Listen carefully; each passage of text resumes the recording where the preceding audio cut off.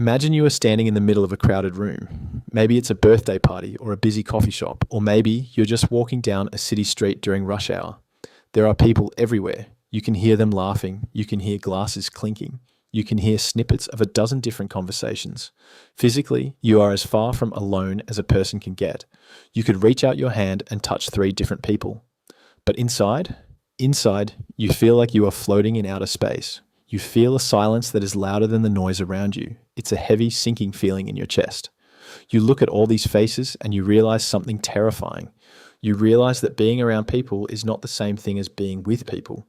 This is the paradox. This is the strange, confusing truth that so many of us live with but rarely talk about. How is it possible to be surrounded by friends, family, or co-workers and still feel completely isolated? It's actually one of the worst kinds of loneliness.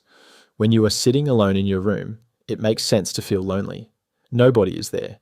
The logic adds up, but when you are surrounded by people who are smiling at you and you still feel lonely, that makes you feel like you are broken. It makes you feel ungrateful. It makes you wonder, what is wrong with me? I want you to know right now, nothing is wrong with you. You are not broken, and you are definitely not the only one feeling this. Today, we are going to go deep into this feeling. We are going to figure out why our brains play this trick on us. We are going to look at why we build walls around ourselves without even knowing it. And most importantly, we are going to talk about how to break that glass wall so you can finally feel connected again. To understand this, we have to look at the difference between the two words. We use them like they mean the same thing, but they don't. Those words are proximity and intimacy. Proximity just means being close to something. If you stand next to a stranger in an elevator, you have proximity. You are sharing the same air. You are standing on the same floor, but you don't know their name. You don't know what they are afraid of. You don't know what makes them cry. Intimacy is different. Intimacy isn't just about romance. It's about being seen. It's about being understood.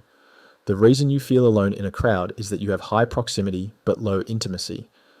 Think about the last time you were at a social gathering. Someone walks up to you and asks, "How are you?"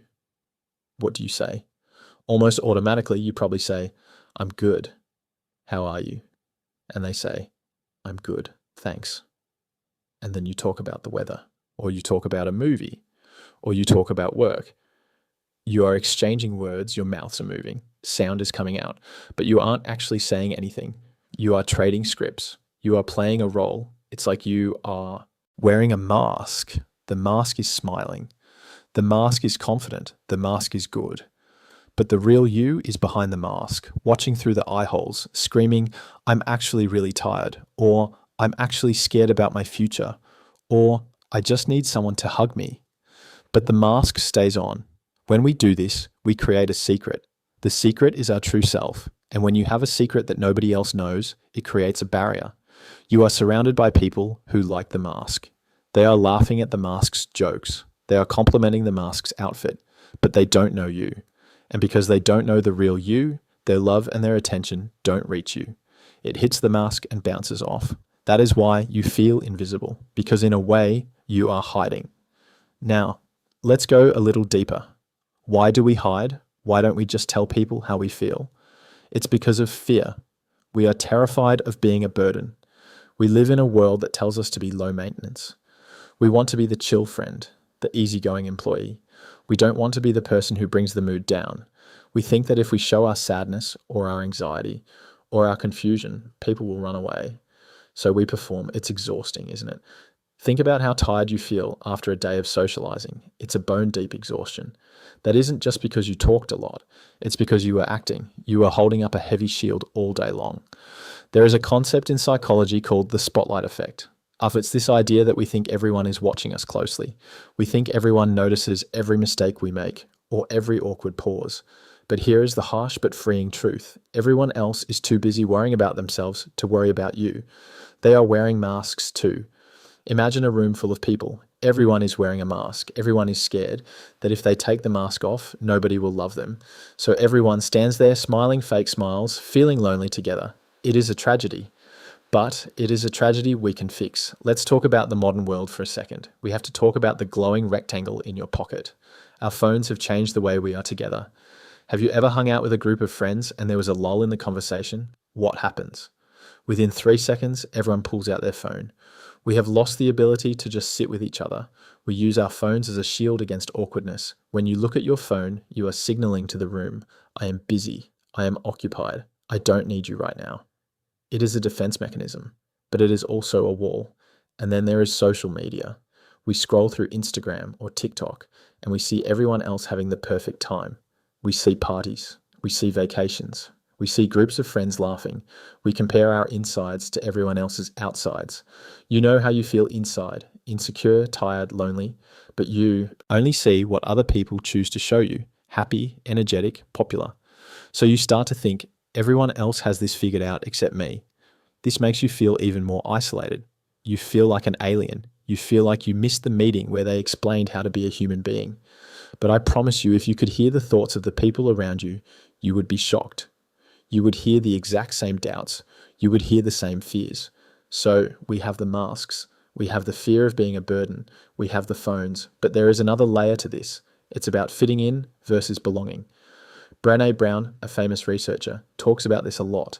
She says that fitting in is changing yourself so that people will like you. It's acting like the group. It's dressing like the group.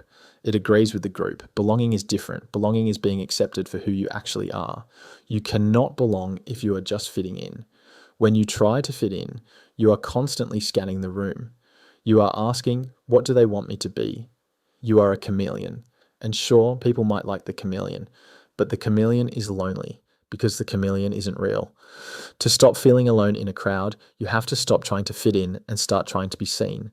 This sounds scary. I know. It sounds like I'm telling you to walk into a party and start crying about your childhood trauma. That's not what I mean. It starts small. It starts with what I call breaking the script. Remember that conversation earlier. How are you? Good. Good. Next time someone asks you that, try changing one small thing. Be 10% more honest. If you are tired, say, honestly, I'm a little wiped out today, but I'm happy to be here. If you are anxious, say, I'm actually a little nervous about this project, to be honest. Watch what happens. When you lower your shield just an inch, you give the other person permission to lower theirs. You will see their shoulders drop. You will see their eyes change. They might say, oh man, me too. I've been so tired lately. Suddenly you aren't two masks talking. You are two humans talking. The air in the room changes. The loneliness evaporates. It's like magic. But it requires courage. You have to go first. You have to be the one to break the seal. Let's look at another reason we feel alone around people. It's because we judge ourselves while we are socializing. You are in a conversation, but you aren't really listening. Instead, you have a narrator in your head critiquing your performance. Why did I say that? That was a stupid joke.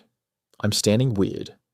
They think I'm boring. When you are stuck in your own head, you cannot connect with the person in front of you. You are trapped in a mirror maze.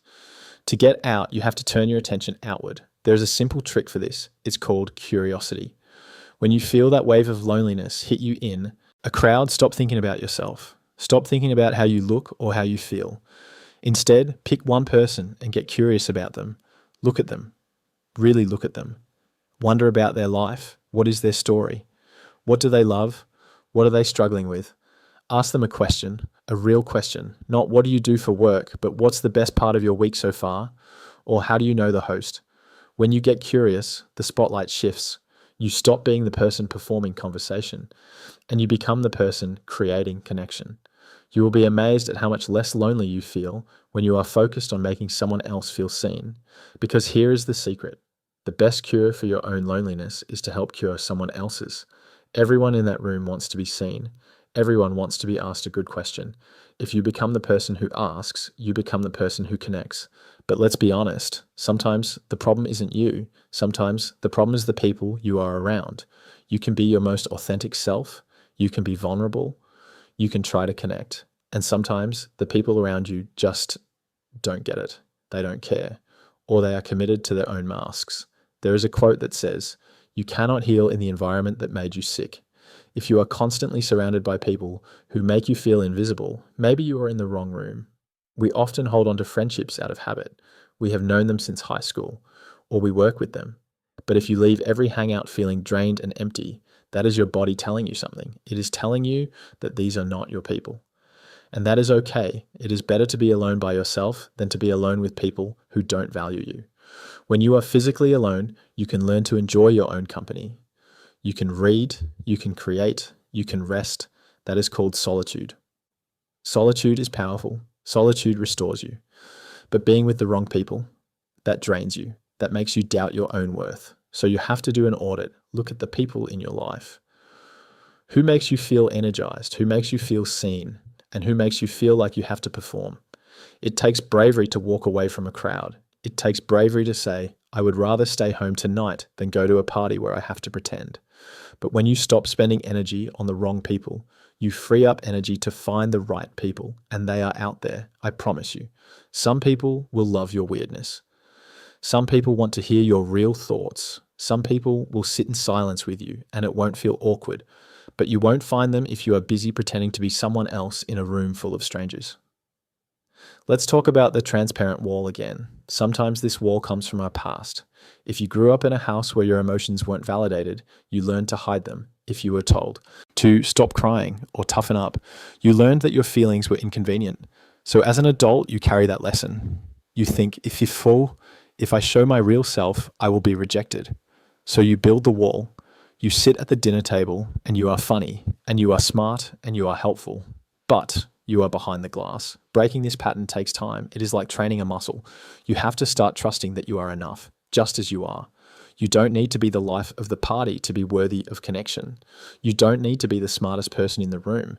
You just need to be there. Presence is enough. Let's try a visualization.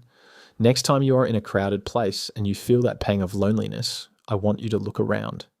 Look at the strangers. Realize that every single one of them has a life as complex as yours. That guy in the blue shirt, he might be worried about his sick mom. Is that woman laughing loudly? She might be terrified of losing her job. The couple in the corner, they might be having their first date or their last argument. This is called Sonder. The realization that everyone has a story. When you realize this, the crowd stops being a scary, judging blob. It becomes a collection of humans, just like you. Imperfect, scared, hopeful. It connects you to them, even if you don't speak a word. You realize you are part of the same team, the human team. We are all just trying to figure it out. Now I want to address the fear of missing out. FOMO, fear of missing out, drives us into crowded rooms we don't want to be in. We go to the party because we don't want to be the only ones not there. We go to the event because we want to post a picture so people know we have a life. But chasing events is a great way to feel lonely. Connection doesn't usually happen at the big, loud, flashy events. Connection happens in the quiet moments. It happens on the car ride home. It happens in the kitchen while you're helping clean up. It happens on a walk. If you are chasing the scene, you will often miss the connection.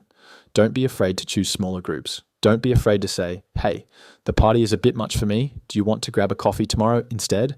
One-on-one is where the magic happens. It's hard to hide behind a mask when it's just two people. And what about when you are the one making others feel lonely? This is a tough question to ask ourselves. Do we create space for others? When someone tells you they are fine, do you accept it and move on? Or do you look them in the eye and say, are you sure? You seem a little down. We have the power to break the glass for other people. If you see someone standing on the edge of the circle, open your body language, let them in, ask them a question. If you have a friend who is always the strong one, check on them. The strong ones are often the loneliest because nobody thinks they need help. Be the person who sees. It is a ripple effect. When you make someone else feel less alone, you feel less alone. It bounces back to you. Let's go back to the idea of the paradox. The paradox exists because we have confused socializing with connecting. Socializing is an activity. It's a way to pass the time. It can be fun, but it is low in calories. You can socialize all night and starve for connection. Connecting is nutrition. It feeds your soul. You need to check your diet. If you are doing a lot of socializing but not connecting, you are going to feel malnourished. You are going to feel that hollow ache in your chest. You might need to cut back on the big groups and invest in the deep friendships. And this requires vulnerability. Vulnerability is a buzzword these days. But what does it actually mean? It means emotional exposure. It means taking a risk. It means saying, I care about you, and risking that they don't say it back. It means saying, I made a mistake and risking judgment. It means saying, I'm lonely and risking awkwardness. But here's the thing, vulnerability is the only bridge we have. It is the only thing that can cross the gap between two people. If you keep your drawbridge up, you are safe. Nobody can hurt you inside your castle. But you are all alone in there. You have to lower the bridge. Yes, something bad might get in, but it is the only way love and connection can get in too. You have to decide that the risk of being hurt is worth the reward of being known. And I believe it is. Think about the best conversations you have ever had, the ones you remember years later. Were they about the weather? Were they about sports scores? No, they were about real things. They were the conversations where you felt understood. They were the moments where you realized, oh, you too? I thought I was the only one. That is the feeling we are chasing. That is the antidote to the paradox. So how do we wrap this up? How do we take this feeling and turn it into action? First, accept the feeling. Next time you are in a crowd and feel lonely, don't beat yourself up. Don't think you are a loser. Just notice it. Say to yourself, I am feeling lonely because I am not connecting right now. That is okay. Second, check your mask. Are you performing? Are you trying too hard to be fun or cool? Take a deep breath. Drop your shoulders. Try to just be. Third, look for an opening. Find one person. Break the script. Ask a real question. Share a real feeling, even a small one. Fourth, if the people around you can't meet you there, permit yourself to leave. Go find your own company or go find better people. And finally, remember that loneliness is actually a signal. Hunger is a signal that you need food. Thirst is a signal that you need water. Loneliness is just a signal that you need a connection. It is not a character flaw. It is your biology trying to help you. It is pushing you to find your tribe. So listen to it. Let it guide you. You are living in a world with billions of people. The odds are in your favor. There are people out there who are looking for exactly the kind of friend you are. They are sitting in a crowded room right now, feeling the same way you are. They are waiting for someone to drop the mask. They are waiting for someone to be real. Be that person. You might be surprised by how quickly the loneliness fades when you stop waiting to be seen and start seeing others. The crowd doesn't have to be a lonely place. It can be a place of infinite possibility.